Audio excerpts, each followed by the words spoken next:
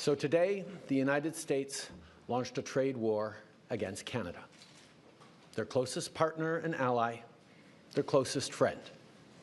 At the same time, they're talking about working positively with Russia, appeasing Vladimir Putin, a lying, murderous dictator. Make that make sense. Canadians are reasonable, and we are polite, but we will not back down from a fight. Not when our country and the well-being of everyone in it is at stake. At the moment, the U.S. tariffs came into effect in the early hours of this morning, and so did the Canadian response. Canada will be implementing 25% tariffs against $155 billion worth of American goods. starting with tariffs on $30 billion worth of goods immediately, and tariffs on the remaining $125 billion of American products in 21 days' time. Encore aujourd'hui, on se voit forcé d'imposer des droits de douane de 25% sur 155 milliards de dollars américains de marchandises. 30 milliards de marchandises américaines, excusez-moi. 30 milliards de dollars de façon immédiate et dans 21 jours, 125 milliards de dollars de marchandises de plus. Today, we will also be challenging these illegal actions by filing dispute resolution claims at the World Trade Organization and through the USMCA. But in the meantime, our tariffs will remain in place until the U.S. tariffs are withdrawn, and not a moment sooner. And should these tariffs not cease, we are in active and ongoing discussions with provinces and territories to pursue several non-tariff measures, measures which will demonstrate that there are no winners in a trade war. Now, just like I did a month ago, I want to speak first directly to the American people. We don't want this. We want to work with you as a friend and ally. And we don't want to see you hurt either. But your government has chosen to do this to you. As of this morning, markets are down, and inflation is set to rise dramatically all across your country. Your government has chosen to put American jobs at risk, at the thousands of workplaces that succeed because of materials from Canada or because of consumers in Canada, or both. They've chosen to raise costs for American consumers on everyday essential items like groceries and gas, on major purchases like cars and homes, and everything in between. They've chosen to harm American national security, impeding access to the abundant critical minerals, energy, building materials, and fertilizers that we have and that the United States needs to grow and prosper. They've chosen to launch a trade war that will, first and foremost, harm American families. They've chosen to sabotage their own agenda that was supposed to usher in a new golden age for the United States. And they've chosen to undermine the incredible work we've done together to tackle the scourge that is fentanyl, a drug that must be wiped from the face of the earth. So on that point, let me be crystal clear. There is absolutely no justification or need whatsoever for these tariffs today. Now, the legal pretext your government is using to bring in these tariffs is that Canada is apparently unwilling to help in the fight against illegal fentanyl. Well, that is totally false. Let's look at the facts. Our border is already safe and secure. Far less than 1% of fentanyl flows and less than 1% of illegal crossings into the United States comes from Canada. But we acted because we know we can always do better. We responded to concerns, including from the President, by implementing an ambitious $1.3 billion border plan. A border plan that includes generational investments in new AI and imaging tools to stop the flow of fentanyl in its tracks, stronger coordination and information sharing with American agencies, along with the deployment of drones, helicopters, and additional personnel to keep our border secure. Now, a month ago, as part of an agreement with the United States that paused the tariffs, we made further commitments. We appointed Kevin Brosseau as our fentanyl czar, a man who dedicated his multi-decade career in law enforcement to combating organized crime networks and drug trafficking. We designated 7 drug cartels sick, evil groups who cynically profit off the pain and suffering of people on both sides of the border as the terrorist organizations that they are. And just yesterday, we launched a new joint operations partnership supported by a $200 million investment between Canada's security and law enforcement agencies, a partnership that will enhance the coordination of information and intelligence in order to thwart criminal gangs involved in the illegal fentanyl trade. And critically, our actions are working. As the U.S. Customs and Border Protection just acknowledged, there was a 97% drop in fentanyl seizures from January compared to December, to a near zero low of less than half an ounce seized in January, even with all the further enforcements and actions we've taken at the borders. In sum, we stepped up. We engaged closely and constructively with the President and his administration. We did everything we promised. We stuck to our word.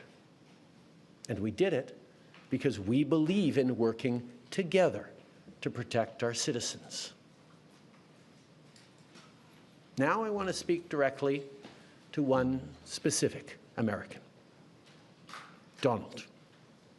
In the over 8 years you and I have worked together, we've done big things. We signed a historic deal that has created record jobs and growth in both of our countries. We've done big things together on the world stage, as Canada and the US have done together for decades, for generations. And now we should be working together to ensure even greater prosperity for North Americans in a very uncertain and challenging world. Now, it's not in my habit to agree with the Wall Street Journal, but Donald, they point out that even though you're a very smart guy, this is a very dumb thing to do. We two friends fighting is exactly what our opponents around the world want to see. And now, to my fellow Canadians, I won't sugarcoat it. This is going to be tough, even though we're all going to pull together, because that's what we do. We will use every tool at our disposal so Canadian workers and businesses can weather this storm. From expanding EI benefits and making them more flexible to providing direct supports to businesses, we will be there as needed to help. But Canada, make no mistake, no matter how long this lasts, no matter what the cost, the federal government and other orders of government will be there for you. We will defend Canadian jobs. We will take measures to prevent predatory behavior that threatens Canadian companies because of the impacts of this trade war, leaving them open to takeovers. We will relentlessly fight to protect our economy. We will stand up for Canadians every single second of every single day, because this country is worth fighting for. Les derniers mois ont été stressants et honnêtement épuisant pour nous tous. Mais je crois qu'on peut être rassuré par l'incroyable solidarité dont on a tous été témoins entre nous. Solidarité entre nos entreprises, nos syndicats, notre société civile, les communautés autochtones et tous les Canadiens. L'ensemble de la société canadienne parle d'une seule voix pour qu'on se fasse entendre de nos partenaires américains pour illustrer que l'imposition de droits de douane, c'est une très mauvaise idée. En même temps, on travaille à l'interne pour faire tomber les obstacles au commerce entre nos provinces et territoires. On travaille pour rejoindre de nouveaux marchés à travers le monde, pour bâtir une économie toujours plus forte et plus résiliente. Dans les dernières années, j'ai eu plusieurs occasions de discuter avec des leaders du monde entier. Mon message est toujours le même. Le Canada est un partenaire fiable et notre porte est grande ouverte. Dans les dernières semaines, on a aussi redoublé d'efforts pour renforcer nos liens avec le Mexique, qui a lui aussi été frappé par ces tarifs. Ensemble, on va chercher de nouvelles façons de collaborer et de s'appuyer l'un sur l'autre pour faire face à cette menace. Face à l'incertitude, face à l'inquiétude, les Canadiens ont fait preuve de tellement de solidarité. Je vous ai vu partager des listes de produits canadiens pour aider vos proches à appuyer les entreprises d'ici. Je vous ai vu changer vos plans de vacances et opter pour des magnifiques destinations touristiques qu'on a ici chez nous, au Canada. Je vous ai vu redoubler d'efforts pour soutenir nos petites entreprises et nos travailleurs. Je vous ai vu vous porter à la défense de notre culture et la faire rayonner.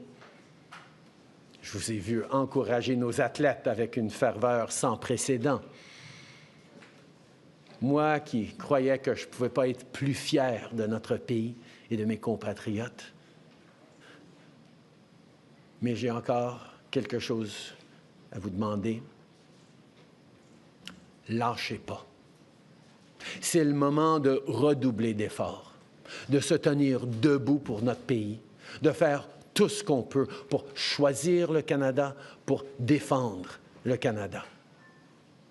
On va passer ensemble à travers des moments difficiles. Mais après vous avoir vu aller dans les dernières semaines, j'ai jamais été aussi optimiste quant au futur de notre beau pays, malgré tous les défis qu'on va être en train de vivre ensemble. Le Canada reste le meilleur pays sur Terre. On a tellement de raisons d'être fiers de notre chez-nous, de ces quelques arpents de neige. Mais surtout, je suis fier de notre capacité à nous serrer les coudes quand vient le temps. Les Canadiens ont différentes origines, différentes langues, différentes croyances. Mais quand vient le temps de défendre notre pays, on le fait d'une seule voix, main dans la main. À travers vents et marées, les Canadiens peuvent toujours compter les uns sur les autres. Now, we've been through tough spots before. But every time we've faced long odds and seemingly insurmountable obstacles, we've not only survived, we've emerged stronger than ever. Because when it comes to defending our great nation, there is no price we all aren't willing to pay. And today is no different. Merci beaucoup, mes amis. Thank you very much, Mr. Prime Minister. Merci beaucoup. We will now take 20 minutes of questions. Nous prendrons 20 minutes de questions. One question, one follow-up, une question, un suivi. Merci. Hi, Prime Minister. Tom Perry with CBC. You're reaching out to the President today. You're speaking directly to him. We heard from U.S. Vice President J.D. Vance, who says that Donald Trump will be speaking to Canadians. And he also says that he wants to see more progress on fentanyl. So my question to you is, do you have any conversation scheduled with Donald Trump in the coming days? Is that something maybe your successor should do? And do you really believe that this is about fentanyl, or is there something larger at play here? I have offered to speak to Donald over the past number of days, and I expect to speak with him in the days to come. I'm always there to talk with him about the importance of working together to take on the world at this time. The facts show very clearly that in terms of taking action on fentanyl, we are doing everything that is necessary, and not just for the United States, for ourselves as well, as Canadians are suffering as well from the scourge that is illegal fentanyl.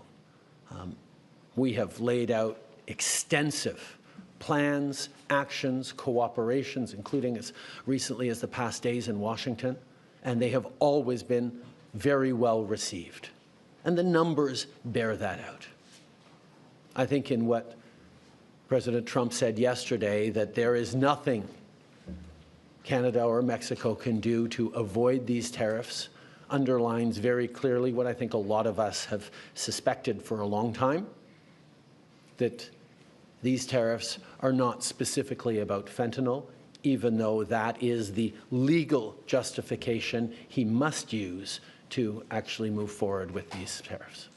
Monsieur Trudeau, en français, à part l'allocution que vous avez eue envers Monsieur Trump, lui avez-vous parlé au cours des derniers jours, des dernières heures? Non. Je me suis mis à sa disposition pour parler pendant les derniers jours, comme on avait fait il y a 30 jours. J'espère lui parler dans les jours à venir. Je suis toujours ouvert pour parler. And, sir, you mentioned this off the top. You're seeing the United States seemingly moving closer to Moscow. This is the same day that the United States has announced it's suspending aid for Ukraine.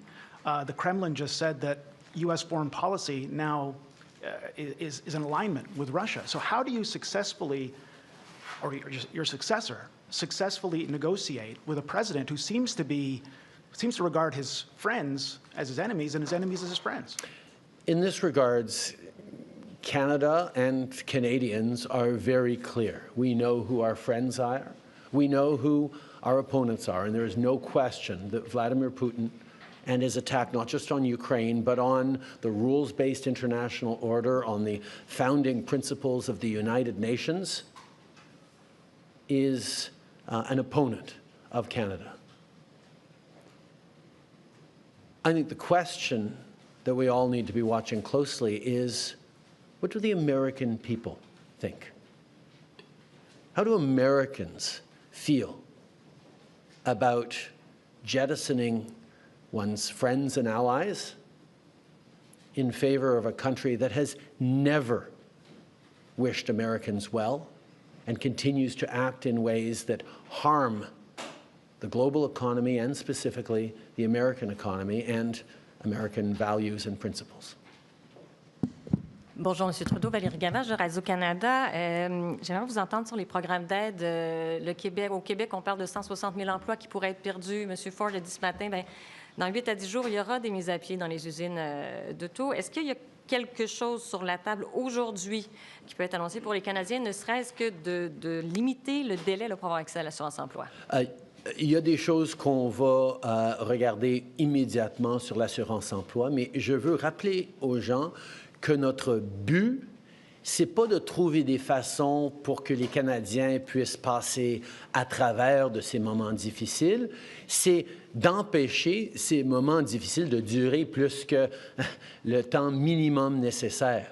Si on peut faire enlever ces tarifs demain, c'est ce qu'on va essayer de faire. Notre priorité, c'est de mettre fin à cette guerre économique.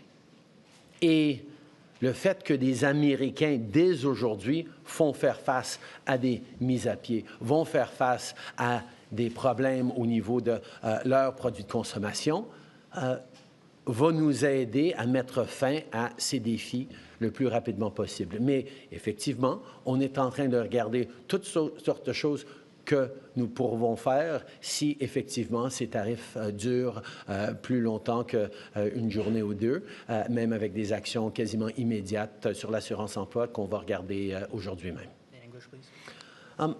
I think the thing to remember first and foremost, as we reflect on the impacts on Canadian workers and Canadian jobs and businesses, is that, first of all, there will be similar impacts on Americans losing their jobs, American families paying more for basic goods that they rely on at a time where times are tight everywhere. But our focus has to be on getting these tariffs lifted as quickly as possible. What can we do in the coming days is our focus to make sure that these tariffs don't last a second longer than necessary.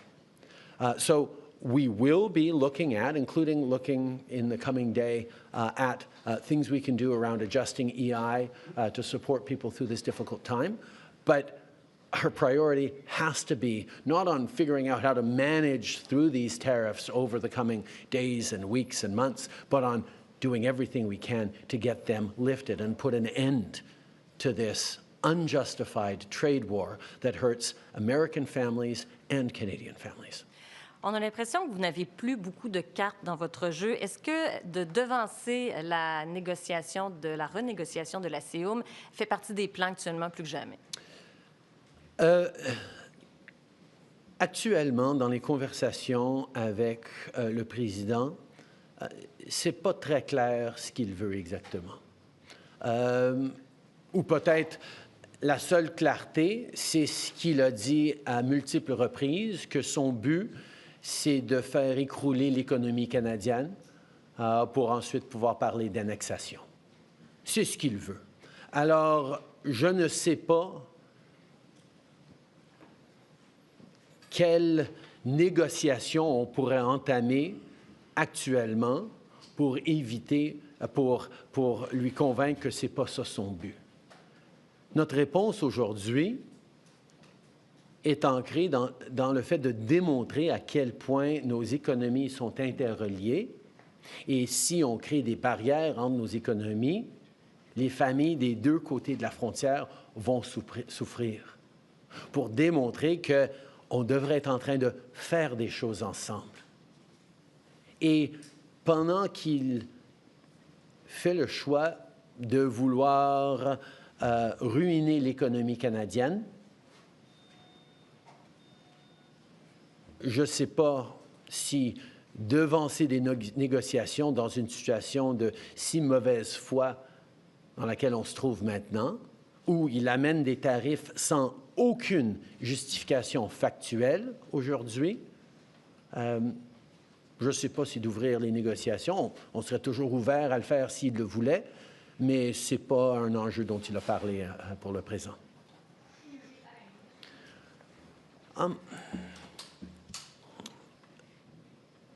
I'm just trying to remember. What was that? Cosma, that's right. I think in terms of what he wants, I heard he talked about banking again this morning in a tweet, which doesn't make any sense because American banks, there's about 16 American banks currently active in Canada holding about $113 billion worth of assets in this country. So the American banks are alive and well and prospering in Canada. It's an example of not really being able to see what it is that he wants, because even the excuse that he's giving for these tariffs today of fentanyl is completely bogus, completely unjustified, completely false. So we actually have to fold back on the one thing he has said repeatedly, that what he wants is to see a total collapse of the Canadian economy, because that'll make it easier to annex us, is the second half of his thought. Now, first of all, that's never going to happen. We will never be the 51st state. But yeah, he can do damage to the Canadian economy, and he's started this morning. But he is rapidly going to find out, as American families are going to find out, that that's going to hurt people on both sides of the border. Americans will lose jobs. Americans will be paying more for groceries, for gas, for cars, for homes, because we have always done best when we work together. So we are, of course, open to starting negotiations on the customer review, but let us not fool ourselves about what he seems to be wanting. And I will admit, I have been holding out hope that these tariffs were just a clever negotiating ploy that would have the impact that they're having now without even bringing them in over the past weeks, as we've seen order books dry up for Canadian companies from American customers, as we've seen expansion plans in Canada put on hold, as we've seen people choosing to invest in the United States over the past weeks because of the threat of tariffs. But now that he's moved forward with tariffs, we're going to see the real impact of a trade war between our two countries. And that impact will be to hurt American families. Prime Minister Tonda McCharles with the Toronto Star. I hope you can be as specific as possible for a number of these points. Everybody's looking to what actually you're going to do. In your statement last night, you referenced non-tariff measures, and I want to know exactly what you're prepared to contemplate there. And given that your likely successors, both Carney and Poilievre, have said it should be dollar for dollar retaliatory tariffs, that's on $600 billion worth of American imports. If you were to do that, is that on or off the table? I will be sitting down, as I have every week for the past many, many weeks, with the premiers this afternoon to talk about our individual, combined, and collective response to this. As we've put on the table, the federal government has $155 billion worth of tariffs that we can move forward with immediately and that we will be moving forward with both now and 21 days from now to give Canadian companies time to adjust their supply chains to not be overly impacted by this. But there are many other things that have been surfaced by different premiers in different approaches that we can look at. One, for example, is around purchasing and around suppliers and around contracts, whether it's municipal, provincial, or federal, with American companies. There are many different things that we've been looking at, and that conversation with the premiers this afternoon is going to be very, very important. But I can tell you what we have seen is Canadians across provinces and territories, across political lines, are united in knowing that this is a time to hit back hard and to demonstrate that a fight with Canada will have no winners. And the sooner we can get past this fight, back to working together to take on the world, as our two countries always have, the better we'll all be. To what extent have you turned or gotten cooperation from any other allies to exact more pain on the U.S., to accelerate getting to a solution? And are you concerned that Mexico appears to be trying to do their own thing maybe next Sunday? Where are you with any guarantees you've got allies? I've just spent quite a bit of time over these past couple of weeks meeting with European and international allies to talk about a number of different things, including standing up for the rules-based order by defending Ukraine, but also being there for each other in a more challenging and uncertain world. And I can tell you that every country is very, very aware that if the American government is willing to do this to their own closest ally, neighbor, and friend, everyone is vulnerable to a trade war. And our ability to work together thoughtfully and strategically to make sure we're supporting our citizens, we're doing things together in a more diversified way is something that is on the mind of all of our allies. En français, vous en êtes où dans les discussions avec les alliés, que ce soit européens ou mexicains? Comme vous savez, au cours des dernières semaines, j'ai eu beaucoup de conversations en personne avec plusieurs de nos alliés et nos amis européens et à l'international. Tout le monde est inquiet. Ils savent très bien que si les Américains sont prêts à faire ça au Canada, leur allié le plus proche, leur partenaire le plus interconnecté, tout le monde est à risque. Et notre capacité, donc, de travailler ensemble, d'en faire plus ensemble, de diversifier nos chaînes d'approvisionnement de façon encore plus délibérée, est une conversation qu'on est en train d'avoir et vont continuer d'avoir avec nos alliés. Avec nos partenaires mexicains, on continue à être en contact étroit avec eux et on va continuer de regarder comment on peut faire des choses ensemble, comme j'ai dit, pour ne pas souffrir plus que nécessaire avec ces actions américaines. Thanks. Hi, Prime Minister. Rachel Haynes from CTV National News. As we know, the Liberal Party is going to be picking a new leader over the weekend. But when is it going to be your last official day as Prime Minister? That will be up to a conversation between the new leader and myself to figure out how long a transition is needed. It should happen reasonably quickly, but there's a lot of things to do in a transition like this, particularly at this complicated time in the world. ma dernière journée sera déterminée une fois que le nouveau chef du Parti libéral sera choisi. C'est une conversation sur combien de temps vont être nécessaires pour la transition. Il y a énormément d'éléments à considérer, mais je sais qu'on veut faire ça assez rapidement. Thanks. So it sounds like it won't be immediately on March 9th or March 10th. So it sounds like you'll probably still have some time remaining to put in some more actions on this. Is one of those things that you're considering going to be taxing oil, gas, and potash exports, even if premiers don't consent to that? As I said, the most important thing we're facing, as I've said, the most important thing we can do is ensure that Canadians remain united.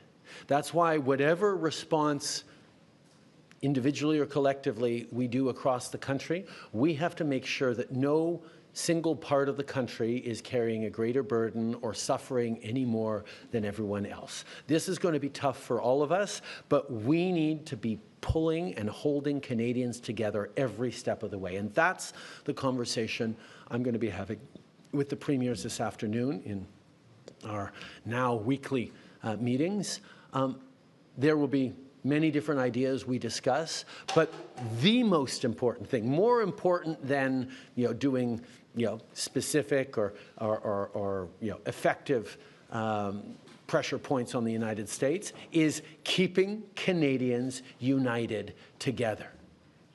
As we go through the pain that these American tariffs will inflict on our economy, on our workplaces, on Canadian families, we will be able to say this is happening to us by the decisions of a different government. As American families suffer the impact of these tariffs, of this trade war with Canada, they will be saying this is happening because our own government is choosing to do it to us.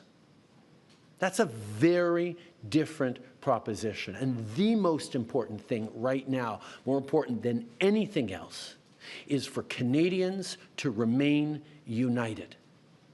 And that's why all premiers will be focused on things that make sure Canadians don't get divided amongst ourselves. This is a time for us to pull together, because the Americans will be having very real and very challenging debates and discussions about these actions.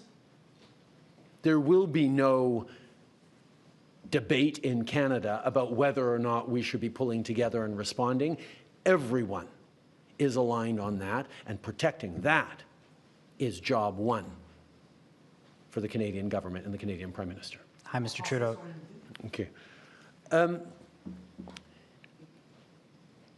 Évidemment, il y a différentes choses que différentes provinces ou secteurs peuvent faire pour appliquer de la pression sur les États-Unis. Et il y a plusieurs idées qui ont été mises sur la table, mais je veux être extrêmement clair que ce ne sera pas le fait qu'il y a une région ou une industrie au Canada qui souffrira ou qui portera un plus large fardeau que d'autres. On doit être équitable dans notre réponse et dans nos appuis. Parce que la chose la plus importante dans toute cette affaire, c'est que les Canadiens restent unis. Et c'est de ça que je vais parler avec les premiers ministres des provinces et territoires cet après-midi, que l'unité de mission et de courage et de détermination dont les Canadiens vont faire preuve dans les jours et semaines à venir va être notre arme la plus effective. Parce que les familles canadiennes qui vont faire face à des impacts négatifs à cause de ces tarifs vont être en train de dire « Mais nous, on va se tenir ensemble en tant que Canadiens parce que c'est un autre pays qui nous est en train de faire cela. Et nous, on va tenir bon, puis on va réussir à passer à travers. » Les familles américaines qui vont voir des pertes d'emploi, qui vont voir des augmentations de prix à cause de ces tarifs, Eux, ils vont devoir se dire, c'est à cause de notre propre gouvernement qu'on est en train de souffrir maintenant. Et ça va amener des conversations extrêmement difficiles entre Américains sur le pourquoi de cette guerre commerciale injustifiée. We will take one last question and follow up. Thank you. Hi, Mr. Trudeau. Mackenzie Gray with Global. You mentioned the markets earlier. Someone who knows a thing about them, Warren Buffett, came out and said that these tariffs could be viewed as an act of war. Does the Canadian government believe these tariffs from Donald Trump is an act of war from the U.S.?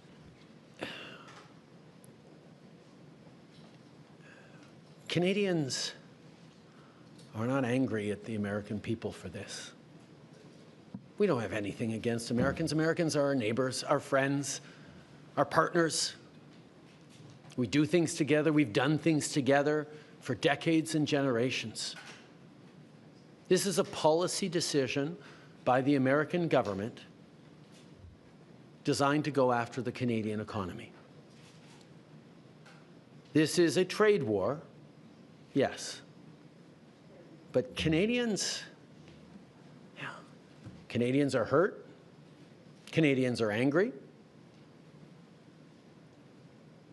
We're going to choose to not go on vacation in Florida or Old Orchard Beach or wherever. We're going to choose to try to buy Canadian products and forego bourbon and other classic American products. And yeah, we're probably going to keep booing the American anthem. But let me tell Americans, we're not booing you. We're not booing your teams. We're not booing your players. We're booing a policy that is designed to hurt us. And we're insulted. And we're angry. But we're Canadian, which means we're going to stand up for each other. We're going to fight. And we're going to win. There are probably a lot of folks watching on TV today who've been laid off or they were told not to come into work today because of these tariffs. Can you explain to them why you've not announced any relief measures today to help those folks out? As I've said, our entire focus has been on preventing these tariffs from coming in, if there was at all a way, and it now looks like there was never a way we were going to be able to avoid these tariffs that the President was determined to do. And our focus now is going to be on making sure that they get lifted and that there is an end to this trade war as quickly as possible. But over the past month, we have been working on measures that if these tariffs last longer than a few hours or a few days, we be able to help Canadian citizens, Canadian workers, Canadian companies make it through this time. But let's also be clear, this is going to be tough. The American trade war is going to hurt the Canadian economy and is going to hurt all of us. What our government needs to make sure we're doing is try to make sure that nobody goes hungry and that everyone carries their share of this. And that's a hard thing to do, but that's where we're leaning in, both as a federal government and with provinces and territories on responses to be there for Canadians. Thank you, Mr. Prime Minister. Merci. That concludes today's press conference. Ça conclut la conférence.